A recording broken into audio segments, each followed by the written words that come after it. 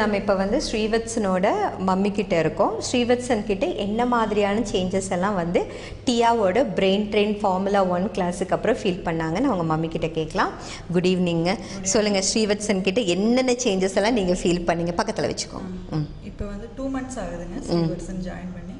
ஒவ்வொரு சின்ன சின்ன சேஞ்சஸும் வந்து நல்லாவே தெரியுது. ஈவன் செப்பல் லீவ் பண்ணுறது, அப்புறம் வந்து ஸ்டடீஸில் வந்து சீக்கிரமாக வந்து பிக்கப் பண்ணிக்கிறான். இதெல்லாம் விசிபிளாக இருக்குங்களா? கண் கூட தெரியுது, நல்லா தெரியுது. ஓகே, டிசிப்ளின் இருக்குங்கிறீங்களா? கண்டிப்பாக இருக்குங்க. சீக்கிரம் வந்து மெமரி வந்து சீக்கிரம் பண்ணிக்கிறான். ஓகே, முதல்ல எப்படி இருப்பான்? ஓகே, நார்மலாக இருப்பான். இப்போ அதை விடவே எனக்கு பிக்கப் வந்து ஜாஸ்தியாக தெரியுது. ஓகே, நீங்கள் சொல்லி கொடுக்கறது ரொம்ப நேரம் வச்சுக்கிறானா, மனசில் வச்சுக்கிறானா? அதை கேட்டால் பதில் சொல்கிறான். ஓகே ஓகே, மெமரி நல்லா இருக்குங்கிறீங்க. ஓகே, வேறு என்ன டிஃப்ரென்ஸ் நீங்கள் ஃபீல் பண்ணுறீங்க? நாம் ஃபஸ்ட்டு சொன்னால் இல்லை வேண்டாம், நாங்கள் வெளியில் போகிறோம், நீ வீட்டில் இரு அப்படின்னு சொன்னால் வந்து இல்லை முடியாதுன்னு சொன்னால், இப்போ வந்து 1 time சொன்னாலே ஓகே நான் இருந்துக்கிறேன், நீங்கள் போயிட்டு வாங்க. அந்த வித்தியாசம் தெரியுது. நம்ம சொன்ன கேட்குறான். ஓகே, அது டியானால தான் நடந்துச்சா? கண்டிப்பாக அப்படி தான். ஓகே ஓகே, அட்வைஸில் இதெல்லாம் கொண்டு வர முடியுமா? இந்த மாதிரி வித்தியாசத்தை எல்லாம் அட்வைஸில் கொண்டு வர முடியுமா? நான் வந்து இந்த கிளாஸில் ரொம்பவே நல்ல சேஞ்சஸ் தெரியுது. நாங்கள் சொல்லி கேட்காத நீங்கள் சொல்லி அவன் கேட்குறான்னு நாங்கள் நினைக்கிறோம். அந்த வித்தியாசம் உங்களுக்கு தெரியுது. ஓகே, நாங்கள் இங்கே எதுவும் சொல்கிறதெல்லாம் இல்லை.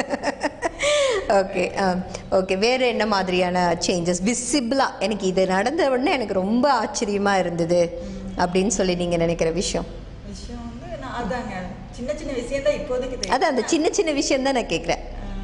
அதான் நாங்கள் சொல்லி கேட்கறது, அந்த செப்பல் லீவ் பண்ணுறது, அதுதான் இப்போதைக்கு எனக்கு தெரியும். ஓகே சரி, டியா அப்படின்னு சொன்னால் உங்கள் மனசுக்கு ஞாபகம் வர்ற வார்த்தை என்ன? ஒரே வார்த்தை என்ன சொல்கிறது? என்ன வேணா இருக்கலாம். டியா அப்படின்னு சொன்னால் எனக்கு என்ன இதுதான் ஞாபகத்துக்கு வருது? கான்ஃபிடென்ஸ் வந்து குழந்தைக்கு வருங்கிறது வந்து நம்ம மைண்டுக்கு வருது. கான்ஃபிடென்ஸை கொண்டு வந்துருவாங்க அப்படின்னு சொல்லிட்டு. முதல்ல வந்து யாராவது பார்த்தா கொஞ்சம் ஷையா ஃபீல் பண்ணுவான். ஃபர்ஸ்ட் அந்த வணக்கம் மேம் சொல்றதே வந்து கொஞ்சம் லேட்டா தான் முதல்ல.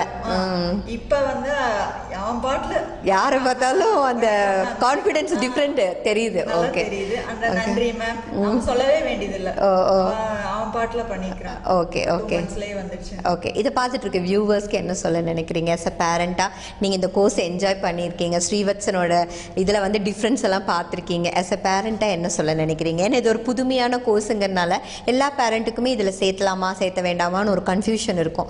ஆஸ் அ பேரண்ட்டாக உங்களுக்கு என்ன தோணும்? நாங்கள் வந்து இது என்ன இப்படி அப்படின்னு வந்து யோசிச்சுட்டு ஒரு கன்ஃபியூஷன் இருந்தது உங்கள் மைண்ட்லேயும்.